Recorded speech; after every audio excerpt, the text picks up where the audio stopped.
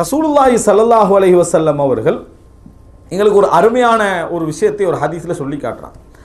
எப்பொழுதுமே கொடுப்பதை மட்டும் அருள் என்று நினைக்கக்கூடாது. நான் இது அந்த சோதனைகள் நேரங்களில் ஒருடைய மனிதன் எப்படியெல்லாம் தடுமாறுவானோ அந்த பகுதிகளை டச் பண்ணி பேசுகிறேன். கொடுப்பதை மட்டும் அருள் என்று நினைக்கக்கூடாது. தடுப்பதும் இறைவனது அருளே. தடுப்பதும் இறைவனது அருளே. இந்த தலைப்பு நான் தனியாக ஒரு உரை நிகழ்த்தி இருக்கிறேன். தடுப்பதும் இறைவனது அருளே அப்படின்னு சொல்லி. கொடுப்பது மட்டுமல்ல, தடுக்கிறதும் இறைவனது அருள் அப்படின்னு நினைக்கணும். அதுக்கு நல்ல வழி என்ன? நீங்கள் ஒரு இடத்துல நமக்கு தான் தனியாக நம்ம அப்படி தனியாக உட்கார்றதே இல்லை. உட்கார்ந்து ஒரு டிவியோட கம்ப்யூட்டரோட ஃபோனோட தான் என்ன செய்வோம், நம்ம உட்காருவோம். நம்ம என்றைக்காவது யோசிக்கிறதுக்கு எப்போயா உட்காந்துக்கிறோமா? அப்படியே நம்ம யோசிக்கிற ஒரு டைம்னா படுக்கிற டைம் இருக்கு, தூங்குற டைம். அந்த நேரத்தில் ஒரு 10 மினிட்ஸுக்கு சும்மா அப்படி சாதாரணமாக ஓடிக்கணும். அது யோசிக்கிறதில்ல, போகிறதெல்லாம் ஓடிக்கிட்டு மனதில் அப்படியே போக்குள்ள தூங்கிடுவோம். அப்படி போகிற நேரத்தை என்ன செஞ்சிருவோம், தூங்கிடுவோம். என்றைக்காவது உட்காந்து யோசிக்கிறோமா? இருப்போம். ஏதாவது வரலாற்றில் ஒரு ஏடு மாதிரி ஏதாவது ஒரு சம்பவம் நடந்திருக்குமே தவிர நம்ம அன்றாட நம்மளை பற்றி யோசிக்கக்கூடிய அந்த இது இல்லை. நல்ல முறையில் நம்ம தெரிந்து கொள்ள வேண்டிய விஷயம் என்னன்னு சொன்னால், எப்பொழுதும் இறைவன் ஒரு விஷயத்தை தடுத்தாலும் அது அருள் என்றதை நம்ம நினைக்கணும். அப்போ நீங்கள் அதுக்கு என்ன வழி? உங்களோட வாழ்க்கையில் ஒரு ஒரு பேப்பர் எடுங்க. வாழ்க்கையில் எதுவெல்லாம் உங்களுக்கு நீங்கள் ஆசைப்பட்டது கிடைக்காம போச்சு, அதெல்லாம் நம்மளுக்கு ஞாபகம் இருக்கும். வழங்கிட்டா ஆசைப்பட்டது எதெல்லாம் நம்மளுக்கு கிடைக்காம போச்சு, தடுக்கப்பட்டுச்சுன்னு போடுங்க. அதோடு நிறுத்திடாம அது தடுக்கப்பட்டதனால், அது கிடைக்காம போனதனால் நீங்கள் எடுத்த முடிவுகள் என்னென்ன? அது கிடைக்காம போனதுனால, அது தடுக்கப்பட்டதுனால நீங்கள் அடைஞ்ச வேதனைகள் என்னென்னு உங்களுக்கு தெரியுது. ஆனால் நீங்கள் எடுத்த முடிவுகள் என்னென்ன அப்படின்னு நீங்கள் பட்டியல் போட்டிங்கன்னு சொன்னால் அதுக்கு பின்னால் அருள் மட்டும்தான் இருக்கும். அதுக்கு பின்னால் அருள்கள் தான் நிறைய இருக்கும். பெரும்பாலும் நான் சொல்கிறது எல்லாமே பெரும்பாலும் என்ன இருக்கும்? அருள்கள் தான் இருக்கும். ஊரில் நல்லா படித்து பல சம்பவங்கள் சொல்லலாம். நல்லா படித்து எல்லாம் இன்ஜினியரிங் ஃபீல்டெலாம் படித்து போட்டு வேறொரு இடத்துல போய் என்ன செய்கிறாங்க, வேலை செய்கிறாங்க. காலகாலமாக வேலை இப்படி ஒரு வேலைக்கு நம்ம என்ன செஞ்சுட்டோமே, வந்துட்டோமேன்னு சொல்லி அவனோட படித்தவர்கள் எல்லாம் வேறு ஜாப்பில் போய் பெரிய சம்பளத்தில் என்ன செய்கிறாங்க, இருந்து கண்டிக்கிறாங்க. சரி வராது, நம்ம வெளிநாட்டுக்கு போவோம். நம்ம என்ன செய்வோம், வெளிநாட்டுக்கு போவோம்னு முடிவு எடுக்கிறார். என்னதுனால முடிவு எடுக்கிறார் இவர்? அவருக்கு ஜாப் கிடைக்கல, வேலை கிடைக்கவில்லை, உரிய தொழில் கிடைக்கல. கிடைச்சிருந்தா இந்த முயற்சி அவருக்கு இல்லை, கிடைக்கல, முயற்சி எடுக்கிறார். முயற்சி எடுத்து இங்கே வராரு. இன்றைக்கு அந்த தொழில் கிடைத்தவர்களுக்கு எதெல்லாம் கிடைச்சதோ, எதெல்லாம் கிடைக்கலையோ அதெல்லாம் இவருக்கு என்ன செய்யுது, கிடைக்குது. இவருக்கு என்ன செய்யுது, கிடைக்குது. இவர் இருக்கிறது இவர் எதிர்பார்த்ததை விட பெரிய தொழில். இவர் இருக்கிறது, இவர் அன்றைக்கு ஊரில் என்ன சம்பாதிப்பாரோ அதை விட பெரிய சம்பளம். இவர் நினைத்தால் உம்ராவோ ஹஜ்ஜோ போகக்கூடிய நிலைமை, நினைத்தால் எத்தனையோ நாடுகளுக்கு போகக்கூடிய நிலைமைகள். அதுபோல ஒவ்வொரு மனிதருக்கும் அவருடைய ஸ்டேட்டஸுக்கு ஏற்ப அல்லாஹு தாலா அருள் தான் என்ன செஞ்சுக்கிறான். அதுக்கு ஒரே காரணம் தடுத்தது மட்டும்தான். உங்களை ஒரு இடத்துல அல்லாஹ் தடுத்தது தான் காரணமாகி கொடுத்ததல்ல. அந்த டைமில் நீங்கள் அல்லாஹ் உங்களுக்கு தந்திருந்தா நீங்கள் இந்த செக்ஷனே கேட்டிருக்க மாட்டீங்க. மனிதனுடைய அதாவது அற்ப சிந்தனை அதுதான். மனிதனுடைய அற்ப சிந்தனை என்னன்னா, கேட்டது கிடைக்கணும், கேட்டது கிடைக்கணும் என்றதான் இந்த சிந்தனை. அந்த அற்ப சிந்தனை இப்போ மட்டும் இருக்காது, சொர்க்கத்திலேயும் இருக்கும். நம்ம ஹதீஸில் பார்க்குறோம். அந்த ஒரு மனிதர் கேட்பார் தானே, யாரெல்லாம் நான் விவசாயம் செய்யணும் முடியும். அல்லாஹ் தஆலா சொல்லுவான், அந்த சொர்க்கத்தில் உனக்கு நான் எல்லாம் தந்திக்கிறேன், விவசாயம் செஞ்சு தான் ஆகணுமான மாதிரி ஒரு சிச்சுவேஷன் நல்லா கேட்பான். இல்லை, நான் விவசாயம் செஞ்சு தான் ஆகணும். அப்போ அதுக்கு பின்னால் அல்லாஹ் தஆலா அனுமதி கொடுக்குறான். அவர் என்ன செய்வார், விதைகளை தூவார். சொர்க்கம் ஸ்பீடாக இருக்குமே, வேகமாக என்ன செஞ்சிடும், கதிர்கள் எல்லாம் வளர்ந்துடும். இப்படி பார்த்துக்கிட்டு இருப்பான், அது மலைச்சி ஏறது பார்த்துட்டு இருப்பான். அல்லாஹ் தஆலா சொல்லுவான், ஆதமுடைய மகனே, உன்னை எதுவும் திருப்திப்படுத்த முடியாது, உன்னை எதுவுமே திருப்திப்படுத்த முடியாதுன்னு அல்லாஹ் எங்கே வச்சு சொல்கிறான், இது சொர்க்கத்தில். விளங்கிட்டா? அப்போ மனிதண்ட யோசனை என்னன்னு சொன்னேன், என்ன இருந்தாலும் சரி, சொர்க்கத்திலேயாக இருந்தாலும் சரி, இந்த இடத்துல நம்மளுக்கு விவசாயம் செய்யணும்னு மூட் வந்துட்டா விவசாயம் தான் செய்யணும். நமக்கு விவசாயம் தான், அது வானா என்று சொன்னாலும் சரி, சொர்க்கம் என்பதனால அல்லாஹ் தஆலா என்ன செய்யறான், அவனுடைய விருப்பத்துக்கு அதை கொடுக்குறான். நம்ம அல்லாஹ்ட்ட ஒன்றை கேட்குறோம். ஒரு அறிஞர் சொல்கிறார், நான் அல்லாஹ்விடத்தில் ஒன்று கேட்டு எனக்கு அல்லாஹ் தஆலா அதை தந்து விட்டால் நான் திருப்தி அடைவேன். அல்லாஹ் தரவில்லை என்றால் அதை விட திருப்தி அடைவேன். ஏனென்றால் தந்தது எனது சாய்ஸ், தராதது இறைவனது சாய்ஸ். தந்தது என்பது எனது விருப்பத்தை இறைவன் தந்திக்கிறான். தரலேண்டா அது யாரோட விருப்பம், அது இறைவனது விருப்பம். நிச்சயமாக அதில் எனக்கு என்ன செய்யும், ஹைர் தான் இருக்கும் என்றது. நம்ம கொடுக்கறத மட்டும்தானே நம்ம எப்பயும் அருளன்னு நினைக்கிறோம். ஒரு சாதாரணமான விஷயங்களை சொல்கிறோன்னே, நமக்கு ஒரு உதவி தேவைப்படுது, ஒரு வீட்டுடைய விஷயத்துக்கு ஒரு உதவி உங்களுக்கு தேவைப்படுது, குழந்தையுடைய ஒரு ஆப்ரேஷனுக்கு ஒரு உதவி தேவைப்படுகிறது, மனைவியுடைய நோய்க்கு ஒரு அல்லாட்ட துவா கேட்குறேன் அந்த டைமில் எதுவும் வரல. நம்மளோட செலரி அந்த டைமில் பார்த்து அடுத்த மாதம் தான் கிடைக்க மாட்டான்னு வைங்களேன். நம்ம எப்படி என்னடா துவா கேட்குறோம், தொழுகிறோம், தஹஜ்ஜத்தில் எழும்புறோம், எல்லாம் செய்கிறோம், செலரி எல்லாம் போயிட்டு அதையாவது கிடைச்சா கூட நம்ம என்ன செஞ்சுக்கலாம் பார்க்கலாம். நம்ம இயல்பில் மனிதன் என்ன செஞ்சிருவான், அங்கலாய்க்க ஆரம்பிப்பான். ஒரு வேதனை, ஒரு விரக்தி. அல்லாஹு தாலாவுக்கு உங்களோட பணத்தை தந்துட்டு போகிறதுல எந்த சப்ஜெக்ட்டுமே இல்லை. உங்களே சோதிக்கிறத மனிதன் என்ன செஞ்சிருவான், அந்த எல்லா ஈமான் இஸ்லாமெல்லாம் அந்த இடத்துல தடுமாற ஆரம்பிக்கும். அது ஒரு மாதத்தில் அல்லாஹு தாலா ஏதோ இறக்கப்பட்டவனால இதை மிச்சம் பெருசாக சோதிக்கிறது இல்லை. ஒரு மாதம் 2 மாதத்தோட முடிச்சிடுறான். வருஷ கணக்கில் இழுத்தா நிறைய பேர் போயே இருப்பாங்க, நிறைய பேர் அதாவது குஃப்ருக்கு போயிருப்பாங்க நிறைய பேர். அது அல்லாஹ்வே குர்ஆன் என்ன செய்கிறான் சொல்லி காட்டுகிறான்.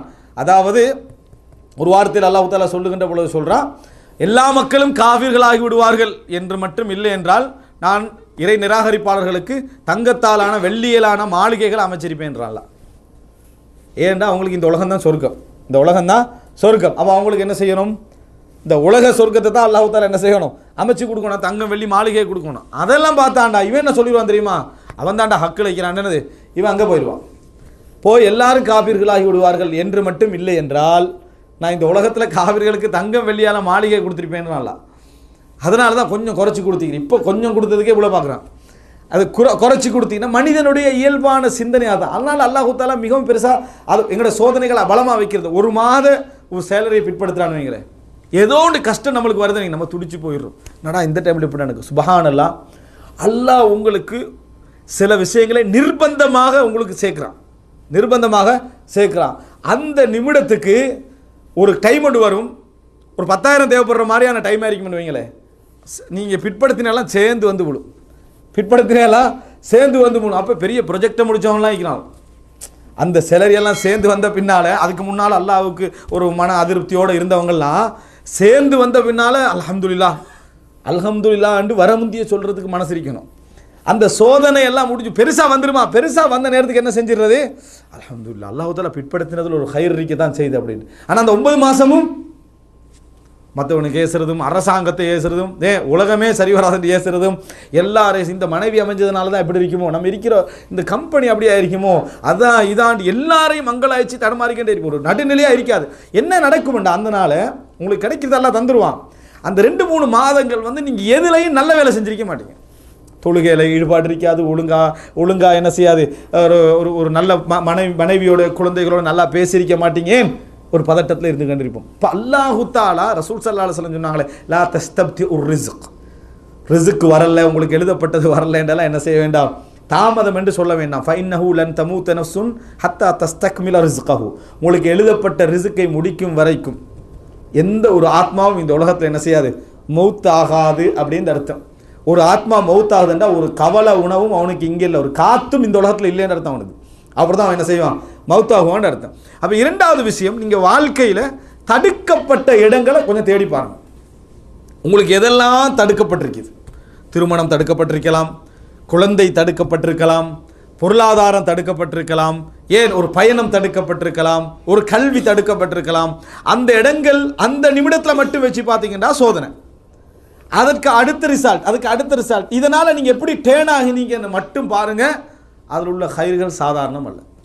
சிலருக்கு அல்லாஹ் தஆலா இன்னும் சொல்ல போனால் பொருளாதாரத்தை எடுத்திருப்பான் தடுத்து, ஆனால் இன்றைக்கு அவரோட கையில் நேர்வழி இருக்கும்.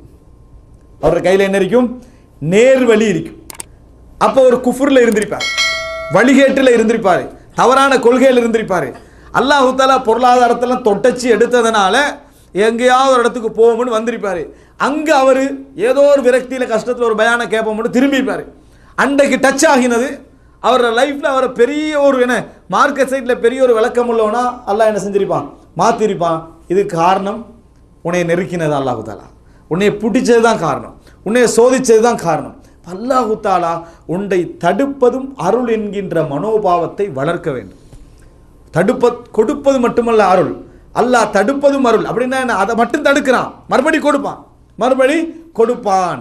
இதனால தான் ஆயிஷா ரலியல்லாஹு அன்ஹா சொல்றாங்க, ஒரு கஷ்டம் வந்தால் 2 சந்தோஷம் வரும்.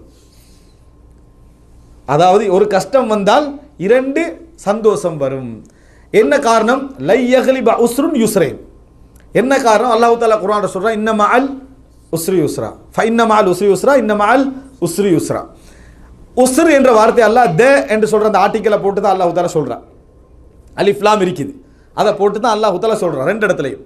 யுஸ்ர் என்ற வார்த்தை அதில் பாருங்க, அல்லாஹ் தஆலா அதில் வந்து என்ன செய்யறான்னா அலிஃப் லாம் இல்லை, தே என்ற வார்த்தை அங்கே என்னது இல்லை, யுஸ்ரன் யுஸ்ரன். அரபில் அப்படி சொன்னா அது முன்னால சொன்னதல்ல பின்னால சொல்றதுன்னு அர்த்தம். முன்னால சொல்றதல்ல பின்னால சொல்றதுன்னு அர்த்தம். முன்னாலையும் ஒரு அந்த மாதிரியான அதை தன் என்ற ஒரு சவுண்டோட ஒரு சொல்லு வருதுன்னு வைங்களேன், பின்னாலையும் அதே மாதிரி வந்தால் அது வேற இது வேறேன்னு அர்த்தம். அலிஃப்லாம் போட்டு சொன்னதே என்னது, அல்லாஹ் தஆலா திருப்பி அலிஃப்லாம் போட்டு சொல்றான்னா அதே தான் அர்த்தம். கஷ்டம் ஒன்று தான், சந்தோஷம் ரெண்டு என்று அர்த்தம். ஃபஇன்ன மஅல் உஸ்ரி யுஸ்ரன், கஷ்டத்தோடு ஒரு சந்தோஷம் இருக்கிறது. இன்ன மஅல் உஸ்ரி யுஸ்ரன், கஷ்டத்தோடு இன்னொரு சந்தோஷம் என்ன செய்யுது இருக்குது, ரெண்டு சந்தோஷம். இப்போ ஒரு தடையின் பின்னால அல்லாஹ் வந்து மகிழ்ச்சியான விஷயங்கள் அல்லாஹ் தஆலா என்ன செய்வான், நிறைய தருவான் என்கின்ற அந்த நம்பிக்கை இருக்க வேண்டும். இமாம் இப்னுல் ஜௌசி ரஹ்மத்துல்லாஹி அவர்கள் சொல்கிறார்கள், அல்லாஹ் தஆலா என்ன செய்வான்னு சொன்னா அடியான சோதிச்சுக்கிட்டே வருவானா. ஒரு கட்டம் வருமா அவனுக்கு, இனி நான் முடிஞ்சுது அழிஞ்சேன் என்று சோதனையுடைய இறுதி கட்டம் மாதிரி அவன் நினைக்கக்கூடிய ஒருத்தர் வருமே, அந்த கட்டம் வார நேரத்தில் அல்லாஹ்வுடைய உதவி என்ன செய்யும் வரும். இறுதி நேரத்தில் தான் என்ன செய்யும் அல்லாஹ்வுடைய உதவி அந்த நேரத்தில் வரும். அல்லாஹ் ரப்புல் ஆலமீன் என்ன செய்யறான், அவனை வந்து முழுமையாக அவநம்பிக்கையாக அல்லாஹ் தஆலா விடுவது கிடையாது. அந்த கடைசி நேரம் வரைக்கும் அல்லாஹ் தஆலா என்ன செய்கிறான், அவனுக்கு சோதிக்கிறான். யாருக்கு நம்பிக்கையெல்லாம் இல்லையோ, யாருக்கு நம்பிக்கையெல்லாம் இல்லை, அருள் செய்ய நினைக்கலையோ, நல்ல முறையில் புரிஞ்சுக்கங்க. யாருக்கு அல்லாஹ் தஆலா அருள் செய்ய நினைக்கவில்லையோ, அவனுக்கு அல்லாஹ் தஆலா ஹிதாயத்தையோ நல்ல வாழ்க்கையை கொடுக்க நினைக்கலையோ, அவனுக்கு தடுப்பதை விட அல்லாஹ் கொடுப்பான், தடுப்பதை விட கொடுப்பான். சில பொழுது கேட்டதெல்லாம் கிடைக்கும், கேட்டதெல்லாம் கிடைக்கும். அல்லாஹ் தஆலா சொல்லி காட்டுறான், ஃபலம்மா நசு மா துக்கிரு பிஹி ஃபதஹ்னா அலைஹிம் அப்வாப குல்லி ஷை. அதாவது அவர்களுக்கு ஞாபகப்படுத்தப்பட்டதை அவர்கள் மறந்த பொழுது, இஸ்லாம், ஈமான், பொறுமை, நம்பிக்கையான ஈமானிய வாழ்க்கை, இதை மறந்த நேரத்தில் தடுத்து தானே இருக்கும் நல்லா. அப்போ தடுக்கிறது இல்லல்ல, நாங்கள் அவர்களுக்கு எல்லா வாசல்களையும் திறந்து விட்டோம், எல்லா வாசல்களையும் திறந்து விட்டோம். ஏன் திறக்க விடுறது தெரியுமா, உங்களுக்கு எங்களை ஞாபகமே வரக்கூடாது. யாரை ஞாபகம் வரக்கூடாது, இறைவனை ஞாபகமே வரக்கூடாது, மறுமை சிந்தனையே உங்களுக்கு வரக்கூடாது, சொர்க்கம் நரகம் என்ற சிந்தனையே உங்களுக்கு வரக்கூடாது, அதை நினைக்கிற அளவுக்கு உங்களுக்கு டைம் இருக்கக்கூடாது. மூழ்கிடணும் நீங்க எதுல, சந்தோஷத்திலையும் மகிழ்ச்சியிலையும் இன்பத்திலையும் மூழ்கிடணும். பட்டாத்தான யோசனை வரும், படவே கூடாது.